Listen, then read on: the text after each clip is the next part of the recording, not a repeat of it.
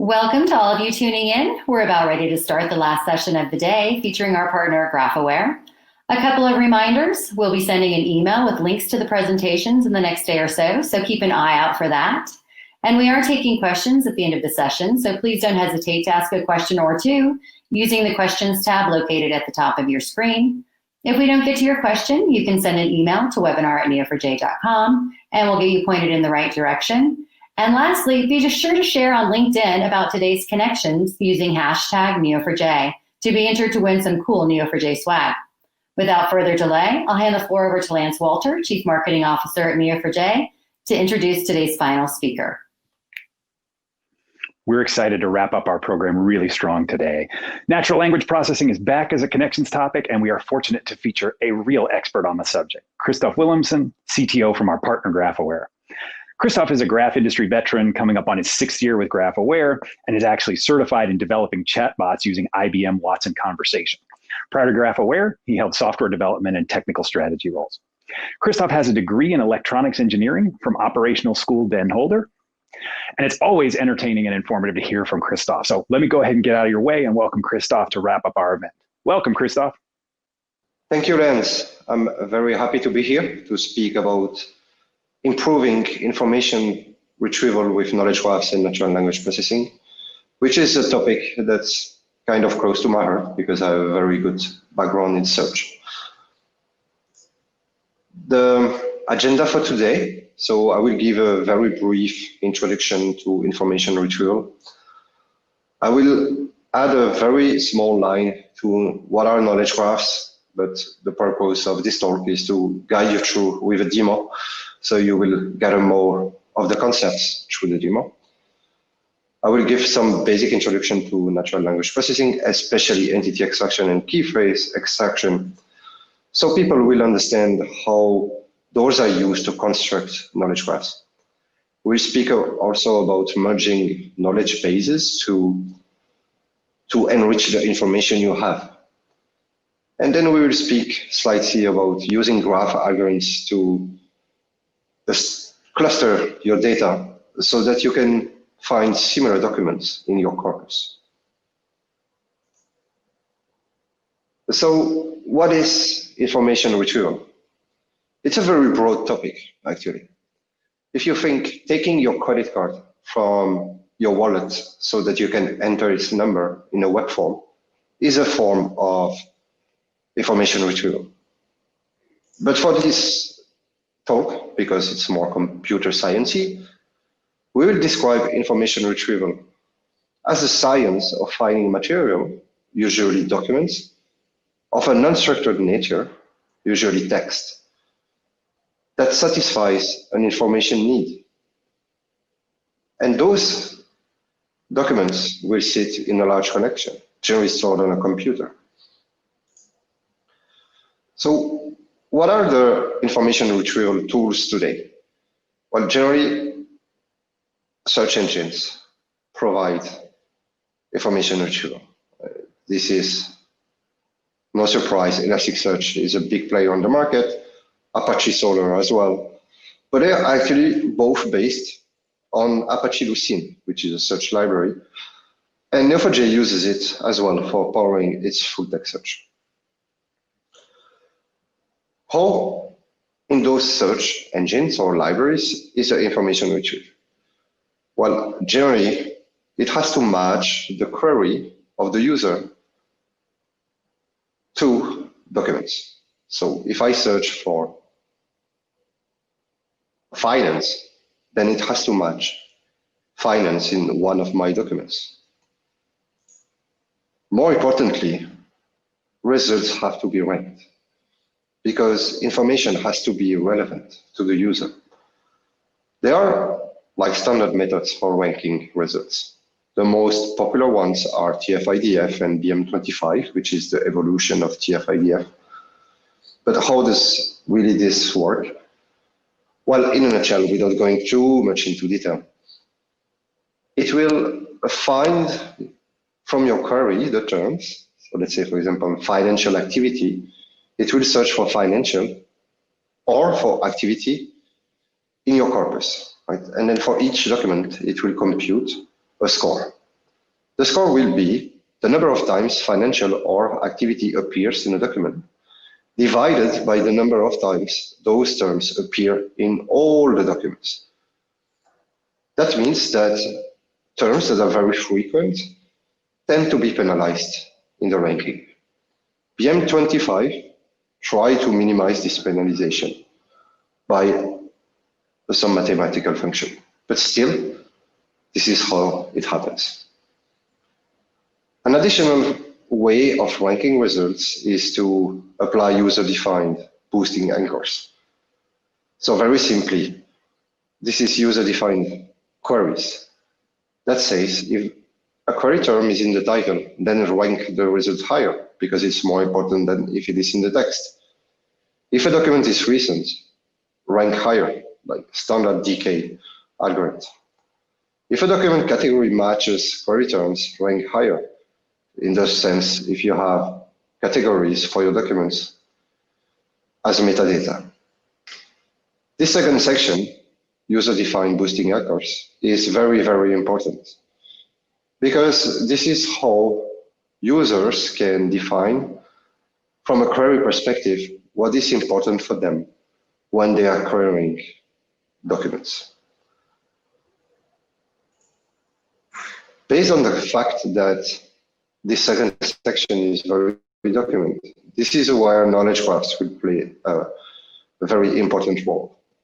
Not only it will help represent those boosting anchors as a graph, but they will also help enrich those boosting anchors with additional knowledge bases.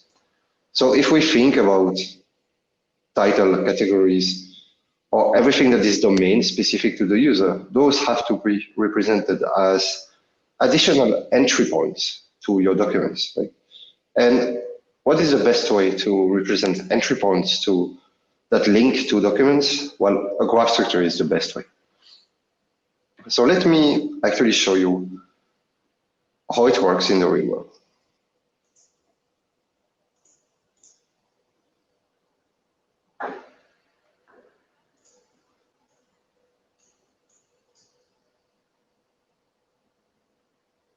Here, we have a schema in the Yum Knowledge Graph platform.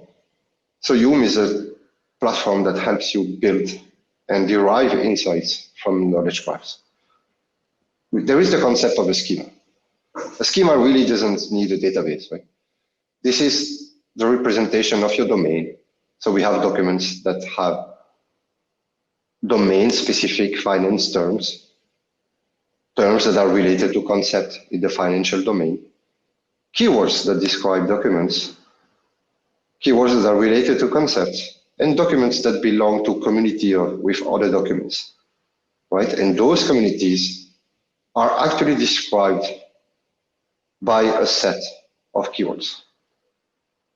But what would happen if I apply this schema into a Neo4j database? I do have here a Neo4j database, and I will open it from you.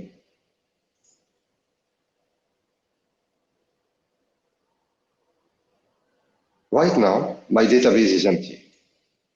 So you can see that the representation of my schema against my database doesn't return me any insight.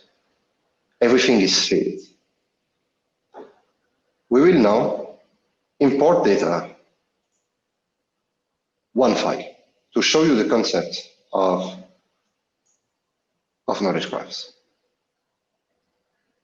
Here, it's Orchestra. Orchestra helps you bridge data sources, process data, transform data, enrich data, and write results from to Neo4j. You can also take data from Neo4j to do the same and write back results to the graph. If I would refresh this view now,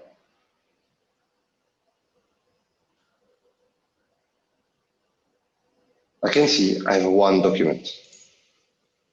But in the concept of a knowledge graph, it's not very useful. And this is where actually traditional search engines are providing. They just represent documents. They don't represent links between documents or links between concepts and documents. This is very hard for search engine to represent links. So we can see that this structure isn't really helpful, right? So we will use now natural language processing to help us derive new information from our documents. So we will find what the user don't know sits in his documents, right? So we'll find domain-specific entities, we'll find keywords, so that we can build a bigger graph out of documents, okay? So what I will do, I will stop sharing slightly.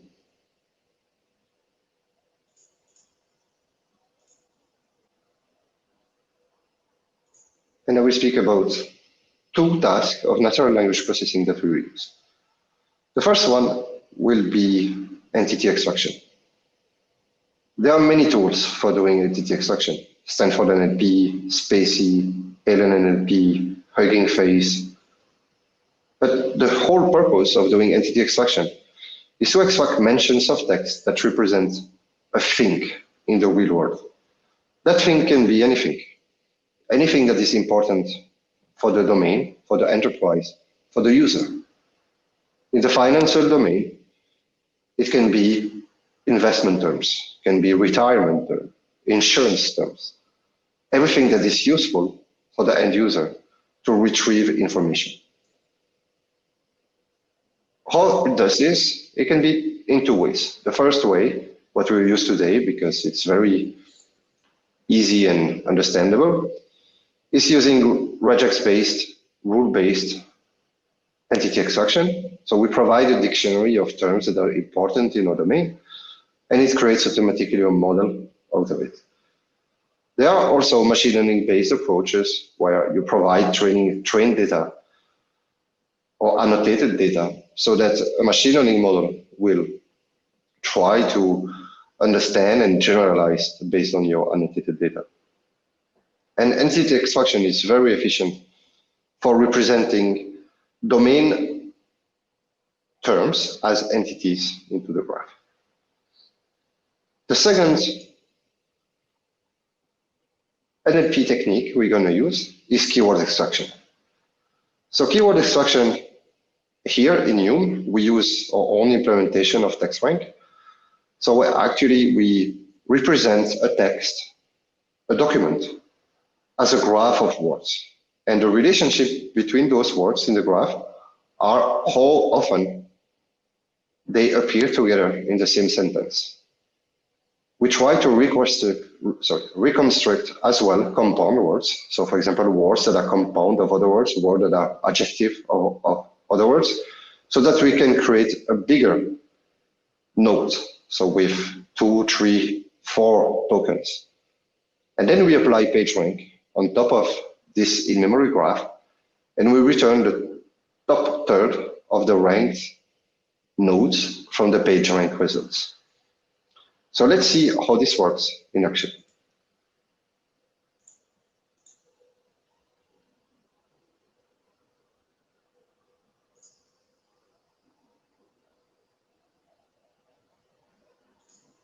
Again, we will stop this workflow. We will use Orchestra to analyze and extract entities from text.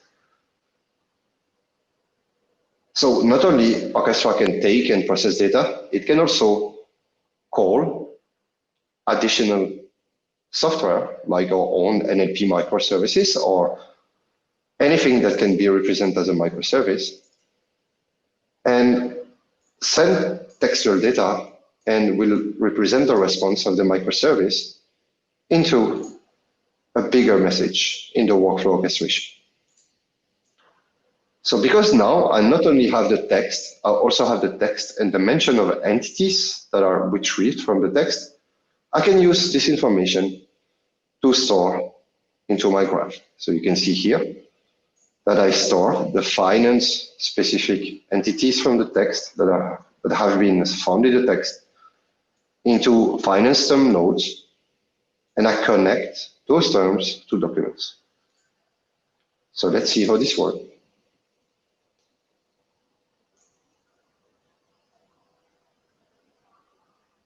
It takes a couple of seconds to run because microservices get cold and then hot again. It's generally then pretty fast after. Right? Let's see now in our visualization.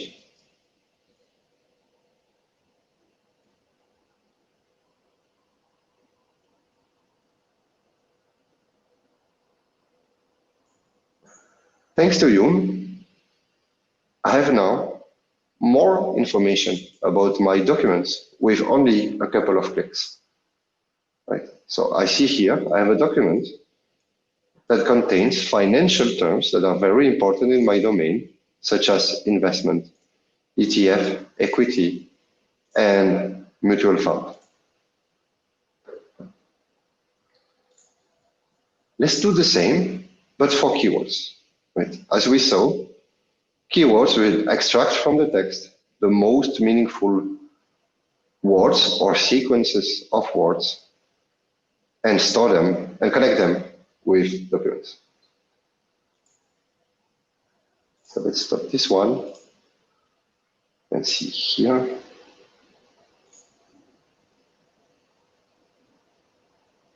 Same. I get the file, I extract the entities, I extract the key phrases, and those key phrases actually return me keywords. And if I look here,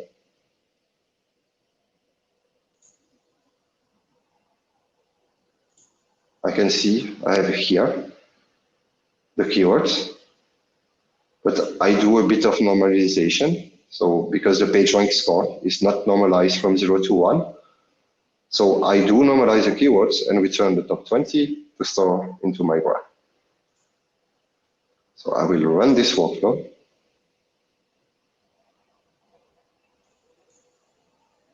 Right, 1, 1, 1. Entity extraction.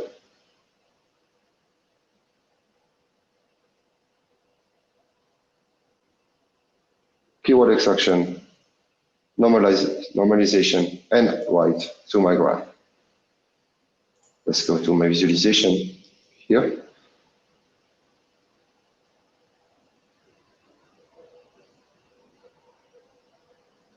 I can see I have 20 keywords that describe my document. Let's double click to show keywords connected to documents. All right. Here, you see I have investment product, document,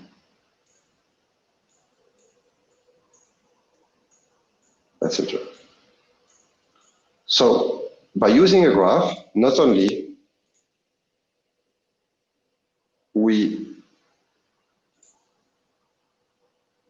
create terms connected to one document, but we also create connections implicitly between documents.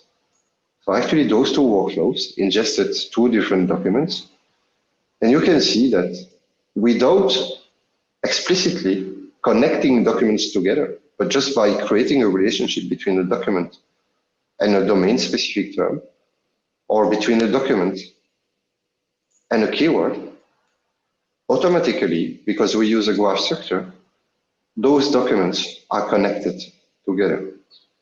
And this is a very, very beautiful aspect of using graph databases, because you will discover relationships automatically without creating them, just creating a first part here and a second part here, then automatically you have a longer part that connects two documents. Despite this excitement of being able to connect documents together implicitly, there is one thing that is annoying me in this graph. So I'm not a finance industry expert, and while working with financial services company, I sometimes encounter things that I have no idea what those terms are, such as ETF. So ETF is actually, by looking on Google, exchange traded fund. And you can find here that whole definition, right? But by looking at this, I was thinking, okay, but what if I search for exchange? Well, actually, I have no results because none of my documents, none of my financial terms, none of my keywords contains the word exchange. Again, big pitfall for search engine because they rely on the fact that the terms you write in the query is actually present in the text of your document. So how can we make the user experience better, right? So by enriching the information we have about our documents. Well, there is what we call merging knowledge bases. So there are multiple knowledge bases you can find on the web, such as Wikidata, DBpedia, etc. But there is one very interesting knowledge base that is called ConceptNet that is kind of easy to use and kind of useful for a lot of different domain industries. So, as I said, ConceptNet is a graph of concepts. It doesn't use a graph database especially, but to give you an idea about what it can do for us, if I type ETF, well, I know that ETF is a synonym of exchange traded fund. If we follow that relationship, ETF, synonym, we know that exchange traded fund is a type of mutual fund and collectively managed fund organization. So let's follow mutual fund. We see that a mutual fund is a type, has multiple types like index fund, Vanguard, exchange, ETF, of course. But more importantly, that mutual fund is in the context of finance.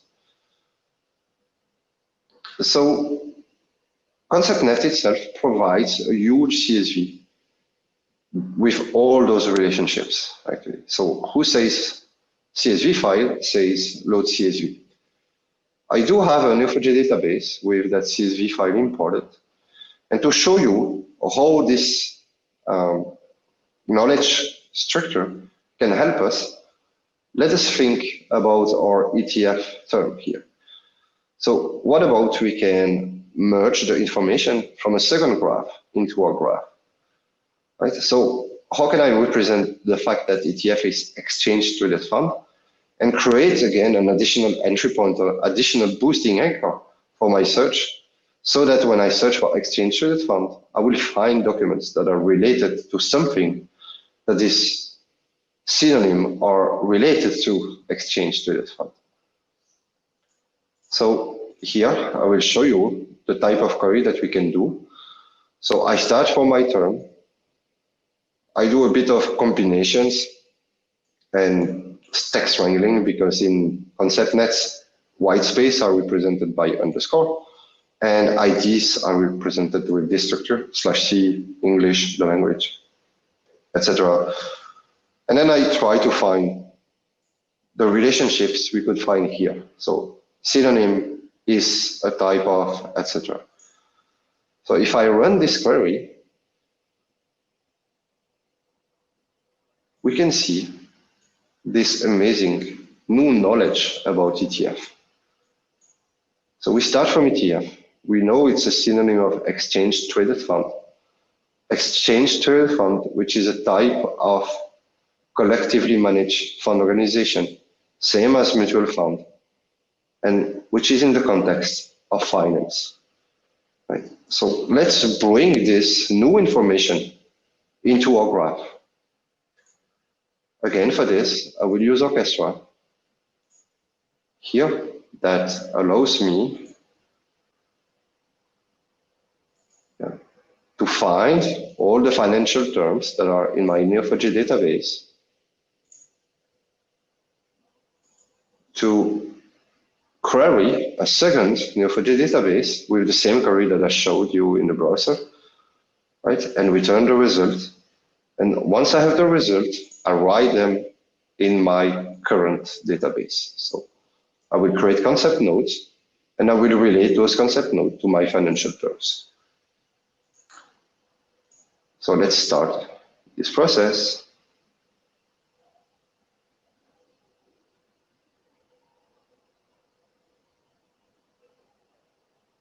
So you can see here, 1. So actually 5 financial terms will yield 110 relationships.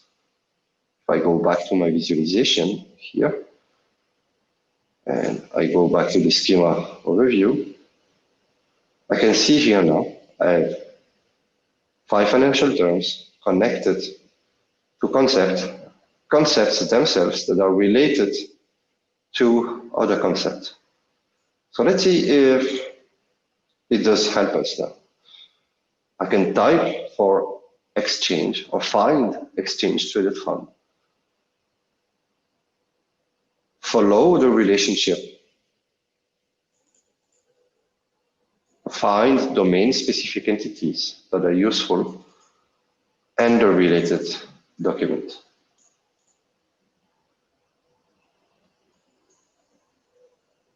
Which is something that search engines with a very, very flat structure will have very hard to represent.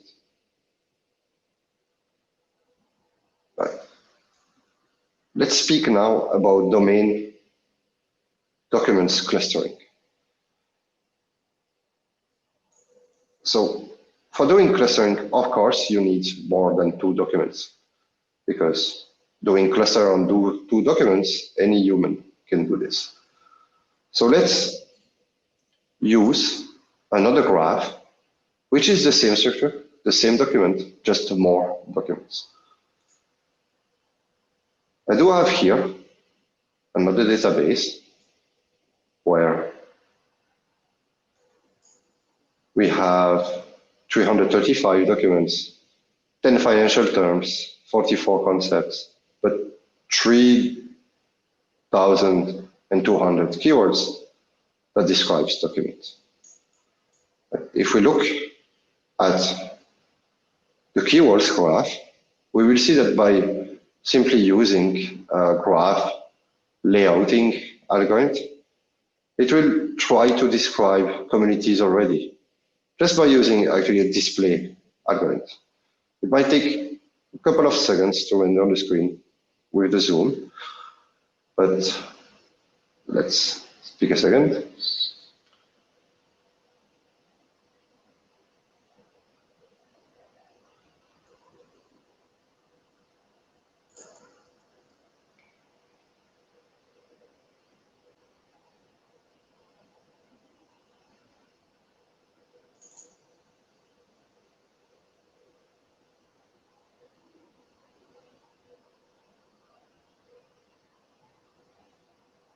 So while it is loading, let's prepare the next step. So we will wait that it shows actually communities of keywords just by using graph layouting algorithm. But we will not really trust as in terms of data layouting algorithm. So this is good for visualization, but not very well for making sure that the communities or that will be shown by the layout are correct or not. So what will happen? We will create graph of co-occurrences of keywords. So you can see here, yes, of course. We see here was less bit later.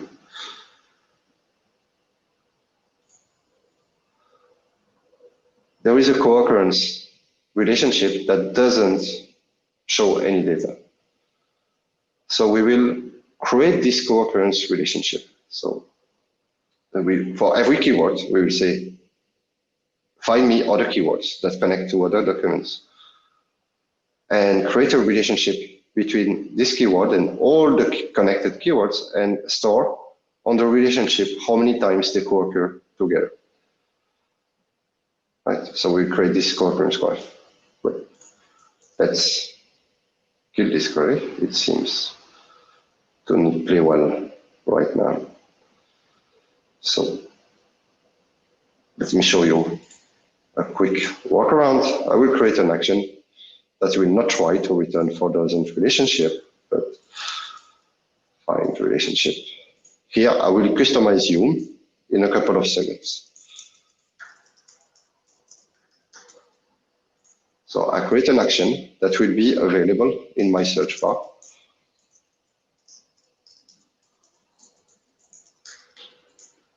And I will say, find all the keywords that describe the document. I will represent this as a path. And I will return 200 paths. Return path, limit 200. As soon as I click create, this action is available here.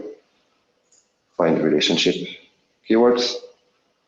And now it shows me keywords.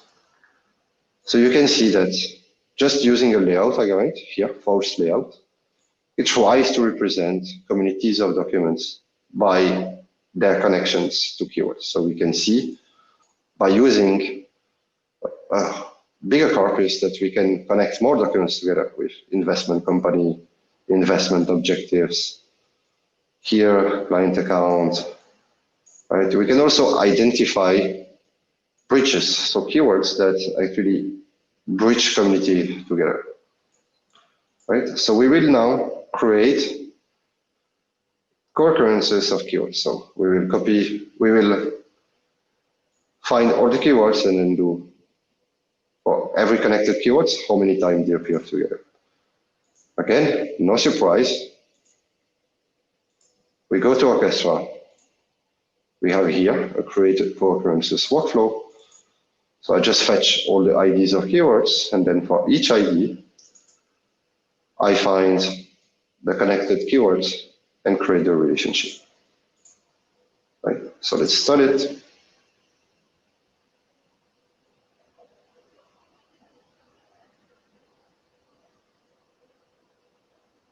Up, it's going, so it will take a bit of while, but let's see here. We can already display co-occurs here.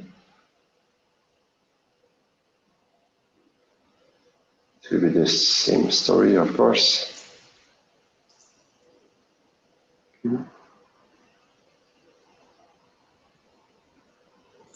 Let's find some keywords.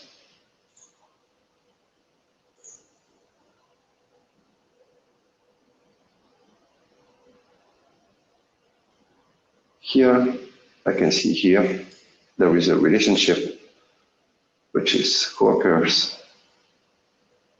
Okay, so now we can see keywords connected to other keywords.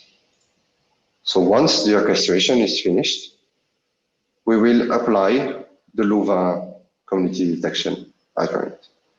So Louvain is an algorithm that is available in the Graph Data Science library of Neo4j. And the advantage it has is that it is very, very fast, even on large corpus. And with graph of co-occurrences of keywords, it tends to perform very well in terms of accuracy. So here it's complete. Let's stop. So we go back here for our visualization. So how does it work? As you saw, I can customize here the toolbar. So I have created actions that actually do call the Graph Data Science library. So here, the first thing to do is to create your graph into memory. So I call Graph Data Science, graph create. On the keywords nodes, co-occurs relationship, and you take the frag relationship properties. The graph is undirected. So even though it's stored with a direction, we don't care about the direction. And here, the parameter name is for giving a name.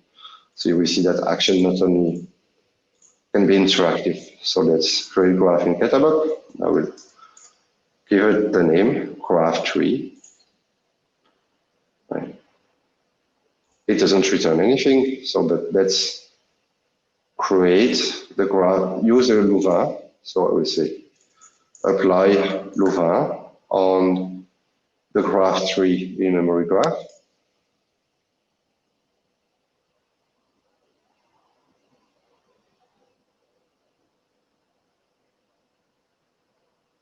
Community detection complete, but no community nodes. It's because Louvain will write a community ID property on keywords nodes, but on a graph perspective, it's not very useful. So we will extract those keywords, those community ID properties into community nodes. So if you want to see the query, we just say here, find keywords that describe documents, create a community with ID that comes from the keyword node, and connect documents to communities, but also communities to their keywords that describe the community. Right, so we will run here, create community nodes. It's finished. Now if I do refresh, I do see I have 124 communities, documents that belong to communities, and keywords that are part of a community. So if I would display the community graph,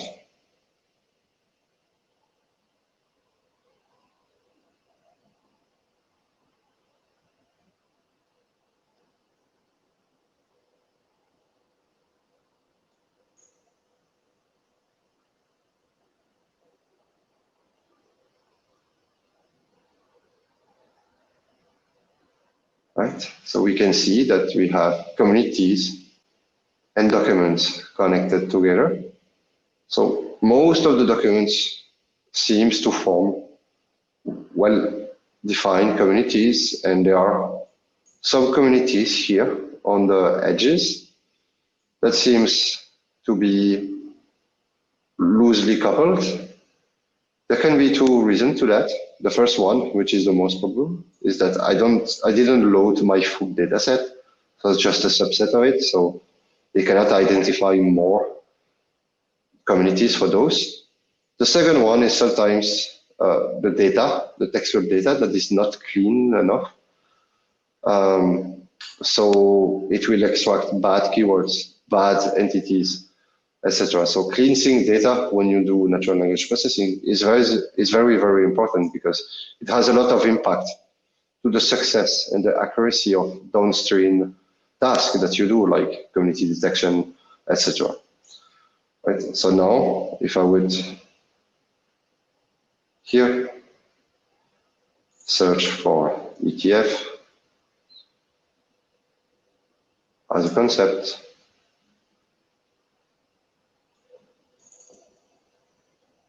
I find it. Finance term, a document, keywords, but also the community. And now I can see here all the other keywords that form this community. Right? And we can see that, for example, investment, private equity investment, non-traditional investment, alternative investment, etc., investment advisory, is all kind of similar keywords that are appearing in the same community. I will now stop sharing. We'll go back to the slides. And this is where we will end this session. So I invite you to do a couple of things. The first one is to read our article about keyword extraction, because it's the technique we're using is very efficient, but very simple as well. And it provides a lot of good results in production. The second one, I invite you to look at the Graph Data Science library from Neo4j. It provides a lot of great algorithms, and we are very happy that we can use them. directly in the Neo4j database. There are a couple of further steps that we can do with our current application. Of course, is document vectorization, so which is most common techniques today to represent document as vectors and apply mathematical functions to it, like similarity, etc. Cluster labeling. So as we saw, communities have just an ID, but when you have application where the user interact with communities, such as visualization or other application, well, we need a way to define in a human way what this community represents. So we will try to find sequence of words or fractions of document that represent this cluster, and merging additional knowledge bases. Like we already spoke about Wikidata or DBpedia, etc. I do also invite you to read my colleague's book, GraphAware Machine Learning by Dr. Alessandro Negro, which is the GraphAware's chief scientist. So it provides a lot of foundation for our Hume platform, and also about how you can use graphs in a machine learning project. You can download a free excerpt from the Neo4j website, so I invite you to go and take it. Thank you. Are there any questions? Hi, Christophe. Thank you so much. That was an excellent presentation. And yes, we do have questions, but I want to remind the audience that if they have questions to ask, you can do so using the questions tab located at the top of your screen. But we've had some that have come in the meantime, so we can get started with those. So this first question is, how does Neo4j or Hume compare to semantic RDF graphs? Yeah, this is a very good question and a very common question in the knowledge graph industry, I would say. So I would say that there is a big difference in how the data is stored. Also on the concept of semantics. So RDF will tend to define and enforce what a term is, what a document is, what it should contain, what relationship it should have to other types of nodes, etc. However, I believe that that in the real world, and especially in a knowledge 360 world, where the same type of node can be seen and be represented for different people in different ways. This is why labeled property graphs such as Neo4j provides a lot of advantages. Is to be able really to represent knowledge in a 360 degrees view, where RDF are much more strict to be able to do that. Great, thank you for that answer. So another question is, what type of data sources does Hume support for importing documents? Okay, so we're not bound to a very specific data source, so we provide a couple of connectors, such as Neo4j, of course, but file system, anything queue-based, such as Kafka, RabbitMQ, JDBC database, so PostgreSQL, MySQL, Oracle, and we add connectors like every 2 weeks, something like this. But it's very flexible as a structure, and the framework we're using has already a lot of possible connectors out of the box. So we just need to bridge them into Hume. So yeah. Great, thank you. So let's see. It looks like we have time for about one more. Is it possible to use the knowledge graph information to replicate Elasticsearch? I'm not sure it's replicate to replicate to Elasticsearch. I believe it is, because yeah, we can export the knowledge graph to Elastic for sure. This is a very great way to start with knowledge graph and search engines together, because if you think about like starting from a document and seeing its neighborhood can be seen as a nested metadata that you can attach to the Elasticsearch document. So yes, a couple of use cases do this.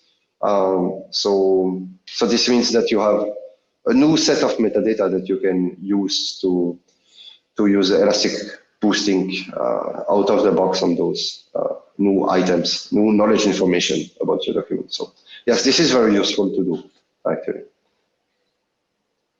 And we do provide as well exported to Elastic in Yum. So it's a couple of clicks to do that, actually. Great. Thank you for that explanation. So it does look like we're running out of time for today. I want to let the audience know that if their question wasn't answered, they can send an email to webinar@neo4j.com and we'll get you routed to the right person to answer that question. And Christophe, I want to thank you so much for your time and participation in today's connection. We really appreciate you being here. Thank you. For those in the audience, thank you for participating as well. Keep an eye on your inbox. You will be receiving an email with links to the presentations and recordings of all of today's sessions. That should be coming within the next day or so. And with that, I'll wish everyone a great day. We look forward to seeing you at the next Connections in September, Graphs and Government. So we'll see you then. And Christophe, thank you so much again. Thank you, Mary. Have a nice day. Thank you. You too.